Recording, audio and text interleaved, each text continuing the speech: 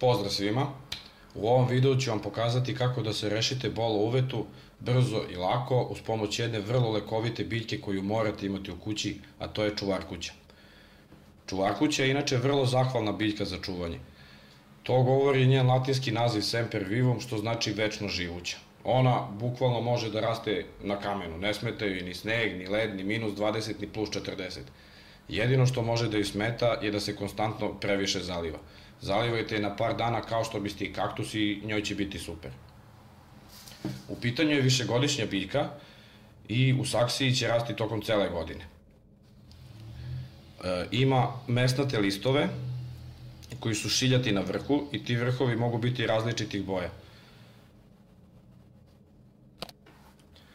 Razmnožava se tako što ispušta ove izdanke sa strane već u prvih nekoliko meseci nakon što je zasadite. I šta je onda potrebno da uradite da biste je zasadili? Potrebno je da uzmete, da iščupate jedan ovaj izdanak,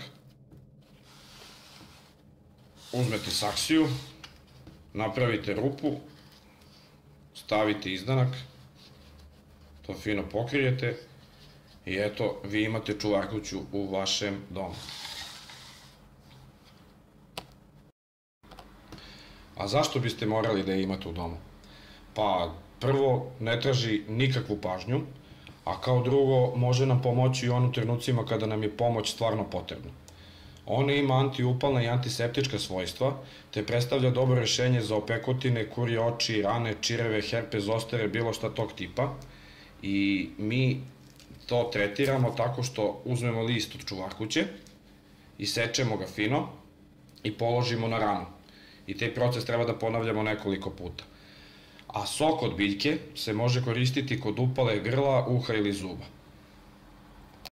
Sad, to je ono što sam ja čuo o ovoj biljci, a sada ćemo onome što provereno znam i zbog čega ste i vi ovde, a to je kako da se rešimo bola u uvetu.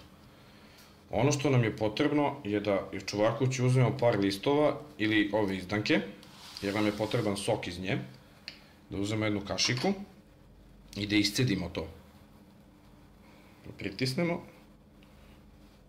Prilike treba će nam 5-6 listova, sve zavisi od toga koliko je suva biljka. Sad ne znam da se vidi, tu ima kapljica jedna mala, uzet ćemo još malo.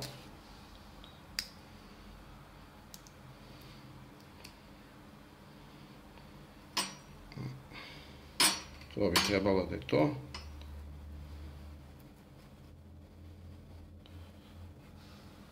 I onda je potrebno da osoba koju boli uvo bude u ležećem stanju. Zamislite da je ovo njen ušni kanal, samo je potrebno da sipate to i da ostavite tako da odstoji. Bol će početi da se smanjuje bukvalno onog trenutka kad sipate tečnost, a nakon minut ili dva će prestati u potpunosti i nakon tih minut ili dva je potrebno da istresete tu tečnost iz uveta. I to bi bilo to. Hvala što ste gledali, osetite se slobodno da lajkujete, šerujete, subscribe-ujete, a ako vas boli uvo, nadam se da vam je ovaj video pomogao. Ćao!